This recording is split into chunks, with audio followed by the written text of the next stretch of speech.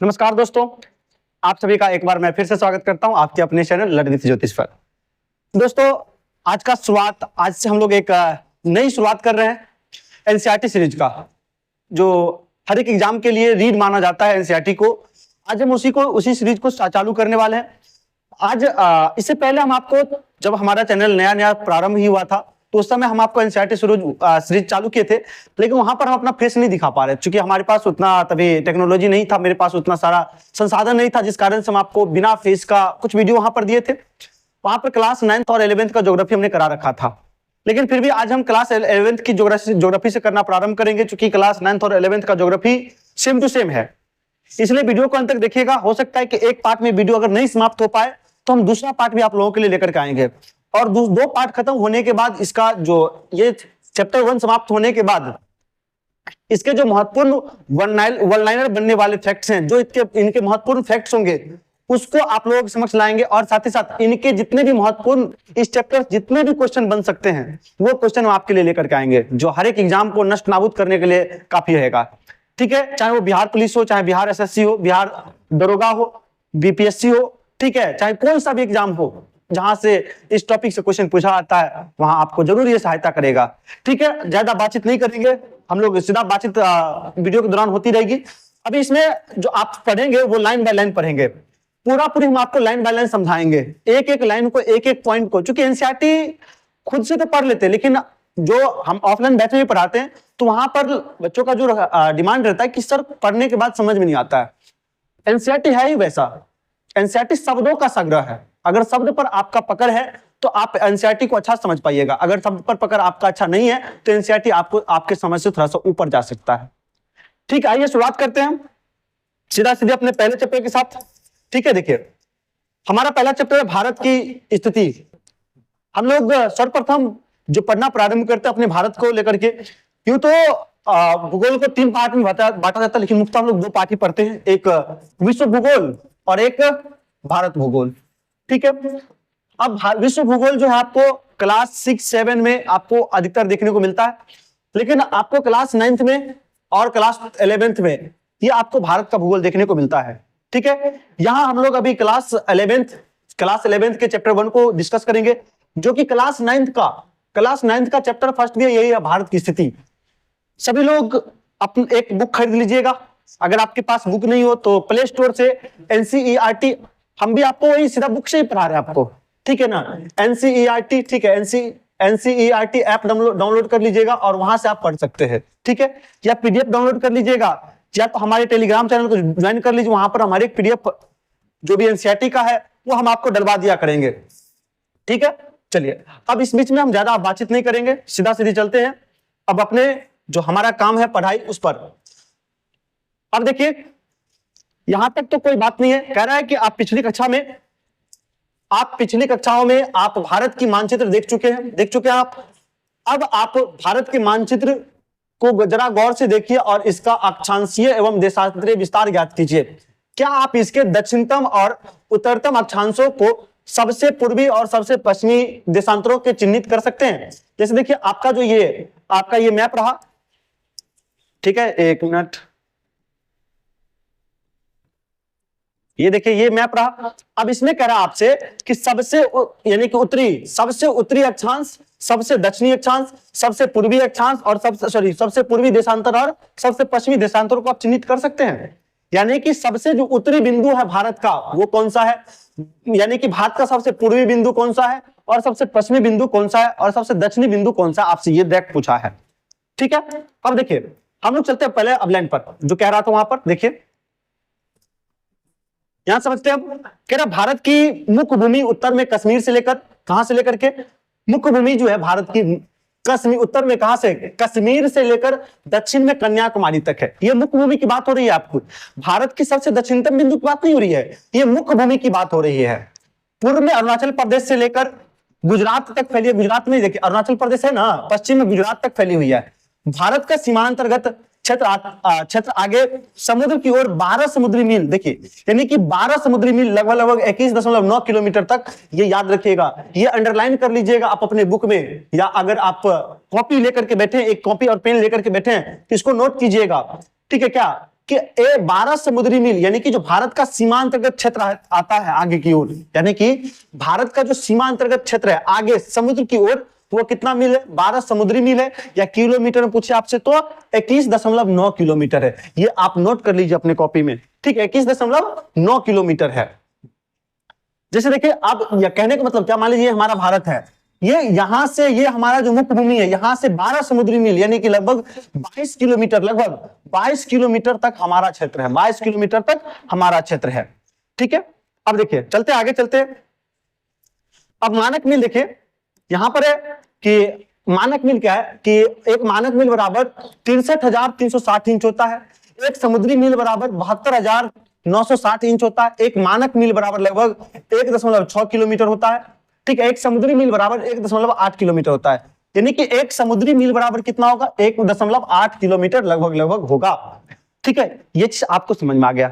ये हमारे देश की बातें हो रही है। हमारे देश का जो आगे का क्षेत्र है वो कितना समुद्री मील है? 12 समुद्री मील है आगे का। कितना समुद्री मील? 12 समुद्री मील है, ठीक है। अब हमारे देश की दक्षिणी सीमा, हमारे देश की जो दक्षिणी सीमा है, दक्षिणी सीमा बंगाल की खाड़ी में 6 डिग्री 45 मिनट, 6 डिग्री 45 मिनट उत्तर अक्षांश के साथ निर्धारित होती है। अब लेकिन आप तो पढ़ते हैं कि भारत का अक्षांशीय विस्तार 8 डिग्री से प्रारंभ होता है, लेकिन आपसे क्या कहा कि हमारे देश की दक्षिणी सीमा, मतलब सबसे जो दक्षिणतम सीमा है वो क्या है? बंगाल की खाड़ी में स्थित 6 डिग्री 45 मिनट, 6 डिग्री 45 मिनट है। लेकिन आपका जो यानी कि भूमि विस्तार है भारत का, अभी आप पढ़े थे कि दक्षिणी भूमि विस्तार कहां से कहां तक है? कन्याकुमारी है। तो कन्याकुमारी का जो अक्षांशीय विस्तार होगा वो है 8 डिग्री 4 मिनट, वो है 8 डिग्री 4 मिनट। लेकिन वो यानी कि सबसे दक्षिणी सीमा कहां है? यानी कि 6 डिग्री 45 मिनट, 6 डिग्री 45 मिनट, याद रखिएगा, इसको नोट कर लीजिए इसको, ठीक है। चलिए अब हम आगे बढ़ते हैं, आगे बढ़ते हैं। कह रहे हैं आइए हम इतने बड़े अक्षांशीय एवं देशांतरीय विस्तार के परिणामों के विश्लेषण करें। अब हम इस सिस्टम को देखेंगे कि आखिरकार ऐसा होता क्यों और इसके कारण क्या क्या चीजें होती है, ठीक है।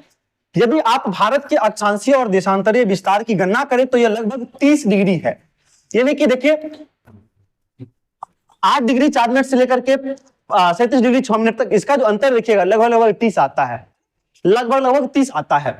वहीं पर देशांतरीय विस्तार की भी बात करें तो लगभग 30 आता है। 68 से 97 लगभग 30 आता है, ठीक है। तो वही कह रहा है कि लगभग क्या है, ये 30 है, चाहे उत्तरी हो चाहे वो दक्षिणी हो, लगभग क्या है 30 है। जबकि उत्तर से दक्षिणी इसकी वास्तविक दूरी 3214 किलोमीटर है। यानी कि उत्तर से, देखिए इसको अंडरलाइन कीजिएगा, उत्तर से दक्षिण की इसकी वास्तविक दूरी क्या है? 3214, यानी कि 3214 किलोमीटर। और पूर्व से पश्चिम तक इसकी दूरी कितनी है? 2933। पूर्व से पश्चिम तक, यानी कि मान लीजिए कि हम अगर मैप बनाए थोड़ा सा, तो यानी कि उत्तर से दक्षिण तक इसकी दूरी कितनी है? 3214 है। और पूर्व से पश्चिम तक इसकी दूरी कितनी है? 2933 है, 2933 है किलोमीटर, ठीक है, 2933 किलोमीटर है। तो आप लोगों से एक छोटा सा क्वेश्चन बताइएगा कि भारत का क्षेत्रफल कितना है? भारत का क्षेत्रफल, भारत का क्षेत्रफल कितना है? ठीक है, इसका जवाब आप हमारे कमेंट बॉक्स में कमेंट कर सकते हैं। अब चलते हैं आगे, देखते हैं कह रहे इस अंतर का कारण क्या है। इसे जानने के लिए अभी ये जो अंतर है 30 डिग्री का, अब इसका कारण क्या है? अब देखिए ये कह रहा है बुक देखने के लिए क्या है नहीं है, सो इसको छोड़ते हैं हम लोग। अब हमें तो सिर्फ अभी पढ़ने से जो चीज हमारे एग्जाम के लिए इंपोर्टेंट है उसको हम लोग देख रहे हैं, है ना। चलिए, कह रहे यह अंतर इस तथ्य पर आधारित है कि ध्रुवों की ओर जाते समय दो देशांतर रेखाओं के बीच की दूरी घटती जाती है। मतलब क्या कहा कि दो देशांतर रेखाओं की ओर जाती हुई दूरी क्या होती है? घटती जाती है। जैसे समझिएगा कि मान लीजिए ये ग्लोब है, हम ग्लोब बना रहे हैं। अब देखिए ये देशांतर रेखा 0 डिग्री देशांतर रेखा, अब ये जो जा रहा है ये धीरे धीरे धीरे धीरे ये देशांतर रेखा छोटा होता आता है। ये क्या होता आता है? ये छोटा होता चला जाता है। ये क्या होती चली जाती है? ये छोटी होती चली जाती है, जिस कारण से ये समय क्या होता है? घटता हुआ चला जाता है, ठीक है। जबकि दो अक्षांशों के बीच दूरी हर जगह एक सी रहती है। दो अक्षांश रेखाओं के बीच की दूरी ज्ञात कीजिए। अब देखिए ये जो अक्षांश होता है, आपको पता है ये 0 डिग्री अक्षांश रेखा होता है। ये जो अक्षांश होता है इसके बीच की दूरी हमेशा क्या होती है? समान रहती है। इसके बीच की दूरी क्या होता है? हमेशा समान रहती है। इसके बीच की दूरी क्या होता है? हमेशा समान रहती है, ठीक है। लेकिन देशांतर यानी कि देशांतरीय जो दो देशांतर के बीच की रेखा समान होगी, दूरी समान होगी? बिल्कुल नहीं। लेकिन दो अक्षांशों के बीच की दूरी क्या होगी? समान होगी, ठीक है। इतना क्लियर है? आगे बढ़ते हैं। अच्छा ये भी अगर आप किन्हीं को पता होगा कि दो देशांतर, सॉरी दो अक्षांश पूछ रहा था कि दो अक्षांशों के बीच की दूरी कितनी है, इसका जवाब आपको हमारे कमेंट बॉक्स में कमेंट करना है कि दो अक्षांशों के बीच की दूरी कितना है। ठीक है, अब आगे बढ़ते हैं। कह रहा है दक्षिणी हिस्सा, हमारा जो भारत का दक्षिणी हिस्सा है, अक्षांश रेखाओं का मान ज्ञात कीजिए। ठीक है, भारत का दक्षिणी हिस्सा उष्ण कटिबंधीय में और उत्तरी हिस्सा उपोष्ण कटिबंधीय, उपोष्ण कटिबंध अथवा कोशी शीतोष्ण कटिबंध में स्थित है। अब यानी कटिबंध समझने के लिए पहले हम एक बार फिर से ग्लोब बनाते हैं। ठीक है, मान लीजिए ये देशांतर, सॉरी 0 डिग्री अक्षांश रेखा जिसको कहते हैं भूमध्य रेखा। ठीक है, जिसको क्या कहते हैं भूमध्य रेखा, विषुवत भी कहते हैं, इक्वेटर भी इंग्लिश में कहते हैं, इसको कहते हैं उत्तरी गोलार्ध, इसको कहते हैं दक्षिणी गोलार्ध। अच्छा आपको पता होगा कि एक 23.5 डिग्री रेखा गुजरती है जिसको कहा था कर्क रेखा। क्या कहा था? कर्क रेखा। एक 23.5 डिग्री दक्षिण में भी गुजरते हैं जिसको कहा था मकर रेखा। क्या कहा था इसको? मकर रेखा। फिर ये 66.5 डिग्री, फिर ये 66.5 डिग्री। ठीक है, आर्टिक और अंटार्कटिक ये रेखाएं हैं। अब देखिए यहां जो आपको पता है कि सूर्य की किरणें हमेशा सीधा कहां पर चमकेगी? ठीक है ना, ये इस अक्षांश के बीच, यानी कि आपको पता है कि 23.5 डिग्री उत्तरी अक्षांश और 23.5 डिग्री दक्षिणी अक्षांश के बीच सूर्य हमेशा सीधा चमकेगा, है ना। दिन में एक बार हमेशा यहाँ पर क्या होगा? सीधा चमकेगा सूर्य। ठीक है, तो यहाँ पर अधिक गर्मी भी पड़ेगी, यहाँ पर क्या होगी? अधिक गर्मी भी पड़ेगी, इसलिए इसको कहा गया उष्ण कटिबंध। ये कहा क्या? इसको क्या कहा गया? उष्ण कटिबंध। लेकिन यहाँ पर और यहाँ पर, यानी कि 23.5 के बाद और 66.5 के बीच, 66.5 के बीच ये होता उपोष्ण होता है। क्या होता है ये? उपोष्ण होता है या शीतोष्ण इसको कहते हैं। ठीक है ना, इसको क्या कहते हैं? शीतोष्ण कहते हैं। और ये जो होता है ऊपर में, ये शीत कटिबंध होता है। ये कौन सा कटिबंध होगा? ये शीत कटिबंध होगा। कौन सा कटिबंध? ये शीत कटिबंध होता है। और ये उपोष्ण या शीतोष्ण कटिबंध, शीतोष्ण कटिबंध। ठीक है, ये चीज समझ में आ गया आपको? इतना चीज आपको समझ में आ गया। अब हमारा भारत कहां स्थित है? तो ये 0 डिग्री अक्षांश रेखा है ना, सॉरी 0 डिग्री अक्षांश रेखा। और आपको पता है कि हमारा जो भारत का भूमि विस्तार है वो 6 डिग्री 45 मिनट से है। तो 6 डिग्री 45 मिनट से है, तो ये जाहिर सी बात है कि हमारा उत्तरी गोलार्ध में है। हम उत्तरी गोलार्ध में, तो 23.5 डिग्री अक्षांश रेखा हमारे भारत को बराबर 2 भागों में विभाजित करती है। तो जाहिर सी बात है कि नीचे में उष्ण कटिबंध में आएगा, ऊपर में शीतोष्ण कटिबंध में आएगा। यही कह रहा था आपको ये लाइन कि हमारा जो दक्षिणी हिस्सा है वो उष्ण कटिबंध में और उत्तरी हिस्सा जो है उपोष्ण कटिबंध अथवा शीतोष्ण कटिबंध में स्थित है। यही स्थिति देश में भू आकृति, जलवायु, मिट्टी के प्रकारों तथा प्रकृति वनस्पति में पाई जाने वाली भारी भिन्नता के लिए उत्तरदायी है। क्या चीज? कटिबंध। हमारा जो जलवायु है इसी कारण एक इधर गर्मी होता है, एक तरफ ठंडा होता है। ठीक है, चलिए आगे देखते हैं आगे क्या करा। अब हम देशांतरी विस्तार और भारत के लोगों पर उसके प्रभाव का अध्ययन करें। देशांतर रेखाओं के माने तो स्पष्ट होता है कि इनमें लगभग 30 डिग्री का अंतर होता है, अक्षांश में भी और देशांतर में भी। ठीक है, अक्षांश के कारण आपको पता है ना कि ये सभी मौसमी क्रियाएं जो होती है वो अक्षांश के अंतर कारण होता है। ठीक है, अब देखिए देशांतर जो हमारे देश के सबसे पूर्वी सबसे पश्चिमी भागों के समय में लगभग 2 घंटों का अंतर पैदा करता है। अब बताइएगा मेरे भाई मेरे बंधु कि भारत में सबसे पहले सूर्योदय कहां होती है? भारत में सबसे पहले सूर्योदय कहां पर होती है? इसका जवाब आपसे हमको चाहिए कि भारत में सबसे पहले ठीक है सूर्योदय कहां होता है? सूर्योदय कहां होता है? ठीक है, इसका जवाब हमको कमेंट बॉक्स में कमेंट कीजिएगा। अब देखिए यहां पर कह रहा है कि भारत के सबसे पूर्वी, मतलब अभी पढ़े थे सबसे जो पूर्वी राज्य है वो कौन सा? अरुणाचल प्रदेश है। और सबसे पश्चिमी राज्य है वो कौन सा? गुजरात है ना। तो इस दोनों के अंतर कितना है? 2 घंटे का है। अच्छा ये अंतर कैसे 2 घंटे का आ गया? मान लीजिए कि वो भी भारत में है, वो भी भारत में है, लेकिन अंतर 2 घंटा कैसे आ गया? अभी आप देखें कि लगभग 30 डिग्री का अंतर है। कितना डिग्री का? 30 डिग्री का। आप पढ़े होंगे कि 1 डिग्री बराबर कितना मिनट? 4 मिनट। नहीं पढ़े समझ लीजिएगा, कैसे आता है सो समझिएगा। अगर एक वृत्त है कितना डिग्री कोण बनाएगी? 360 डिग्री का। कितना डिग्री का? 360 डिग्री का। तो ये पूरी घूमने में कितना समय लग रहा है इसको? 24 घंटा। तो अगर 360 को हम 24 से भाग करते हैं तो कितना आता है? 360 को अगर आप 24 से भाग कीजिए कितना आता है? अरे 24 जो 36 होता है ना, तो यानी कि 15 मिनट आता है। कितना मिनट? 15 मिनट आएगा काट खोट करके। ठीक है ना, इसको कितना मिनट आ जाएगा? ये 15 मिनट। इसको काटिए, 6 चौक 24, 6 1 36, 60 आया, 15 चौका 60, यानी कि 1 डिग्री बराबर कितना आ गया? 15 है ना। सॉरी 1 घंटा में कितना डिग्री? 15 डिग्री घूमेगा।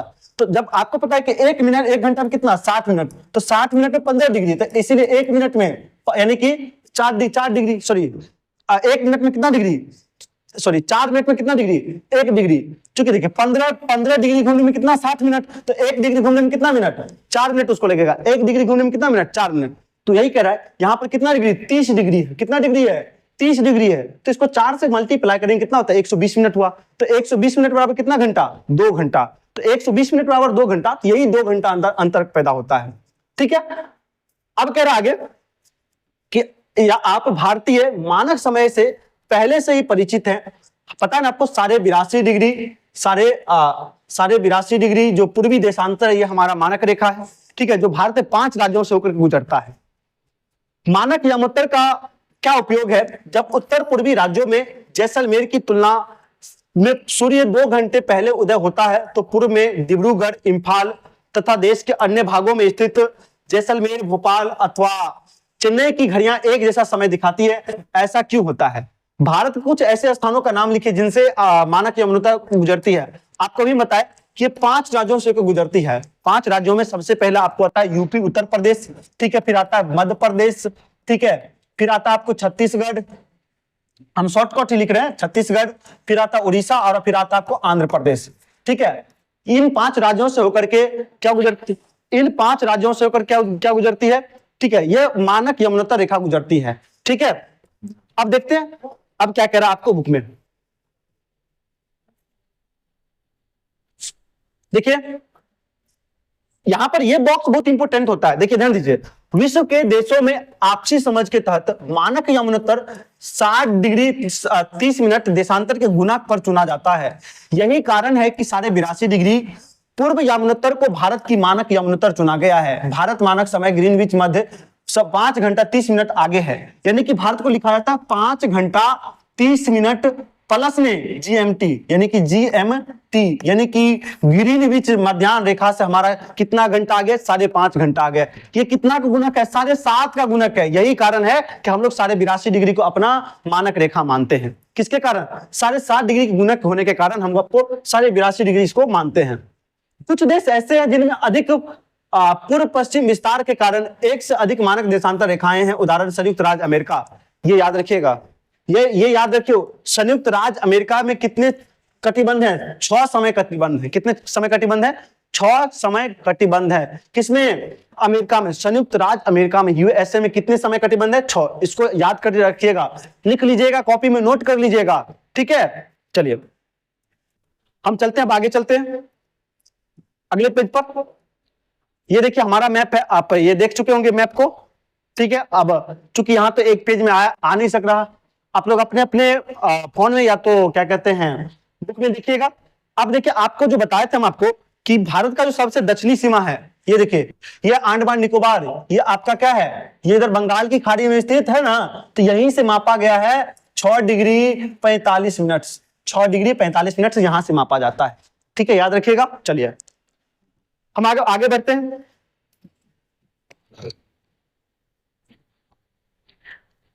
ये देखिए पूर्वी जगत में भारत की स्थिति कैसी है। अगर हम भारत की स्थिति देखते हैं तो 2 तरह से देखते हैं, एक तो भारत की स्थिति से देखते हैं और विश्व की स्थिति से देखते हैं, और एक एशिया की स्थिति से देखते हैं। अब देखिए ये हमारा एशिया है, इधर ये जो ऊपर में दिख रहा है हमको एशिया दिख रहा है, और नीचे में हमारा भारत दिख रहा है। तो इसके अकॉर्डिंग, विश्व के अकॉर्डिंग हम लोग उत्तर पूर्व में है। विश्व के अकॉर्डिंग हम लोग उत्तर पूर्व में, और वही एशिया के अकॉर्डिंग देखें तो हम लोग दक्षिण में स्थित हैं। कैसे, दक्षिण में स्थित हैं।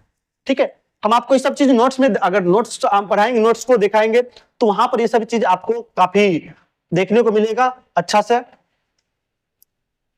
अब आप लोगों से हम एक क्वेश्चन पूछे थे शुरुआत में ही कि भारत का क्षेत्रफल कितना है। तो भारत का क्षेत्रफल है 32.8 लाख वर्ग किलोमीटर है। इसको कह सकते हैं कि 32,87,263 वर्ग किलोमीटर होता है। 32,87,263 वर्ग किलोमीटर भारत का कुल क्षेत्रफल है, जो विश्व के स्थलीय धरातल का 2.4% है। कितना है, 2.4% है। यह क्वेश्चन बीपीएससी टीआरई में पूछा जा चुका है। ठीक है ना, विश्व के क्षेत्रफल का कितना क्षेत्रफल हमारा है, 2.4% है। भारत विश्व का 7वां सबसे बड़ा देश है। भारत विश्व का 7वां सबसे बड़ा देश है। ठीक है, हम लोग 7वें नंबर पर आते हैं। क्या आपको 9वीं कक्षा की पुस्तक में पढ़े गए भारत के बड़े देशों का नाम याद है? क्लास 9th में चीज नाम आपको दिया गया था, हम आपको पढ़ाए हुए। अगर नहीं पढ़े होंगे तो हम क्लास 9th का, क्लास 11th के बाद क्लास 9th का भी करवा देंगे, अगर आप लोग कहें, कमेंट करेंगे तो। अब आते हैं भारत के आकार पर। अभी तक तो स्थिति देख रहे थे भारत की, कि भारत की स्थिति कैसी है। अब हम लोग आते हैं भारत का आकार। भारत का आकार कैसा है? अब देखिए कह रहा है सो कि भारत के आकार ने इसे विशिष्ट भौतिक विविधता प्रदान की है। भारत का जो आकार है ये मान लेते हैं हम चतुष्फलीय है, यानी कि एक चौकोर आकार का है। उत्तर में ऊंचे पर्वत, गंगा, ब्रह्मपुत्र, महानदी, कृष्णा, गोदावरी और कावेरी जैसी बड़ी नदियां हैं। उत्तर पूर्वी और दक्षिण भारत में वर्णाच्छादित पहाड़ियां, यानी कि वनों से घिरी हुई पहाड़ियां हैं, जबकि मरुस्थली में रेत के विस्तृत फैलाव हैं। उत्तर में हिमालय पर्वत, उत्तर पश्चिम में हिंदुकुश व सुलेमान श्रेणियां, उत्तर पूर्व में पूर्वांचल पहाड़ियां तथा दक्षिण में विशाल हिंद महासागर से सीमांकित एक बृहत भौगोलिक इकाई है जिसे भारतीय उपमहाद्वीप कहा जाता है। क्या कहा गया? जिसे भारतीय उपमहाद्वीप कहा जाता है। ठीक है, किसको? देखिए यहां फिर से पढ़िए। उत्तर में हिमालय पर्वत, उत्तर पश्चिम में हिंदुकुश, सुलेमान श्रेणियां, उत्तर पूर्व में पूर्वांचल पहाड़ियां तथा दक्षिण में विशाल हिंद महासागर से सीमांकित एक बृहत भौगोलिक इकाई को क्या कहा गया है? भारतीय उपमहाद्वीप। हम लोग भी किस महाद्वीप में? भारतीय उपमहाद्वीप में। पाकिस्तान भी किस महाद्वीप में? भारतीय उपमहाद्वीप में है। द्वीप किसमें है? हम लोग पेनिसुलर हैं, प्रायद्वीप है हमारा भारत। ठीक है, चलिए अब देखते हैं आगे। इसमें पाकिस्तान, अब जो ये जो हमारा है, क्या कहते हैं, भारतीय उपमहाद्वीप, ठीक है ना, हमारा जो भारतीय उपमहाद्वीप है, इसके तहत कौन कौन से देश आते हैं? पाकिस्तान, नेपाल, भूटान, बांग्लादेश और भारत आते हैं। याद रखिए कौन कौन से देश आते हैं? पाकिस्तान आते हैं, नेपाल आते हैं, भूटान आते हैं, बांग्लादेश और भारत आता है। किसके तहत? भारतीय उपमहाद्वीप के तहत। भूतकाल में हिमालय अपनी अन्य श्रेणियों के साथ एक मजबूत भौतिक अवरोध की भूमिका निभाता रहा है। क्या चीज? भौतिक भूमिका, यानी कि अवरोध की भूमिका निभाता है। अवरोध मतलब क्या? रोकने का काम, है ना। जैसे साइबेरियन हवा आती है, तो अगर हिमालय पर्वत नहीं होता तो हम लोग बर्फ की तरह जम गए होते हैं ठंडी के मौसम में। खैबर, बोलन, सिपकिला, नाथुला तथा बोमडिला जैसे कुछ पहाड़ी दर्रों को छोड़कर इसे पार करना मुश्किल था। यानी कि क्या कह रहा है आपको कि बोलन, खैबर, बोलन, सिपकिला, नाथुला, बोडमिला जैसे कुछ पहाड़ी दर्रों को छोड़कर इसे पार करना मुश्किल था। यानी कि इस पहाड़ी को तो आराम से पार कर लिया जाता था, लेकिन और इसके अतिरिक्त जितने भी पहाड़ियां थे उसको पार करने में काफी मुश्किलें होती थी। ठीक है, हिमालय पर्वत ने भारतीय उपमहाद्वीप को एक अद्वितीय क्षेत्रीय पहचान स्थापित करने में सहायता की है। यानी कि क्या कर रहा है कि हिमालय पर्वत ने भारतीय उपमहाद्वीप को एक अद्वितीय क्षेत्रीय पहचान स्थापित करने में सहायता प्रदान की है। यहां पर हर एक क्षेत्र पाया जाता है, हर एक मौसम पाया जाता है ना। अब देखिए भारत के भौतिक मानचित्र का हवाला देते हुए अब आप उन भौतिक विविधताओं का वर्णन कर सकते हैं जो कश्मीर से कन्याकुमारी और राजस्थान से जैसलमेर से मणिपुर में इम्फाल तक यात्रा करते समय आपको मार्ग में आएंगे। यानी कि पूरे भारत भ्रमण आपका हो जाएगा, इस चीज को आप देख पाएंगे। कहीं सर्दी, एक ही मौसम में कहीं सर्दी, कहीं गर्मी, कहीं बरसात, आपको सब चीज देखने को मिल सकता है। ठीक है, भारत का प्रायद्वीप भाग हिंद महासागर की ओर उभरा हुआ और भारत की संपूर्ण तट रेखा द्वीप समूह समेत 7517 किलोमीटर पर विस्तृत है। याद रखिए ये भी क्वेश्चन पूछा जा चुका है कि भारत का संपूर्ण तट रेखा द्वीप समूह कितने हैं? 7517। ठीक है, 7517 ये आपका किलोमीटर, याद रखिएगा किलोमीटर में है ये।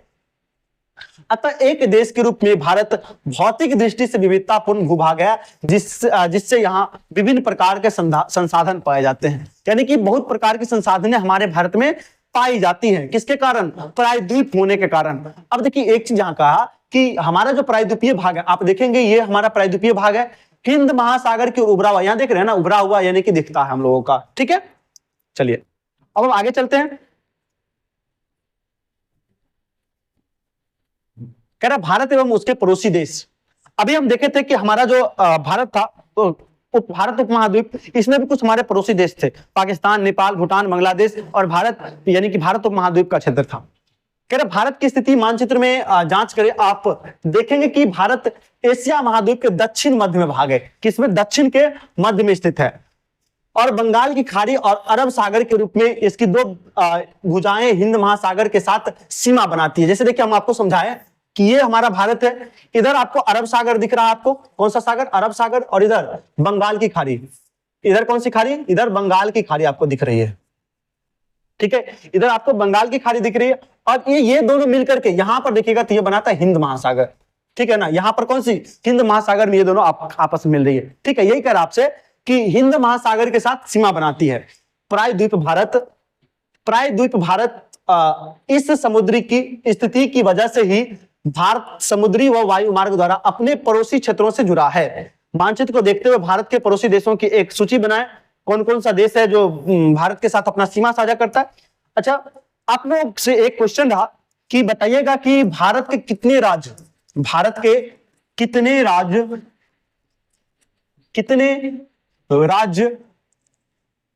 तटीय सीमा बनाता है,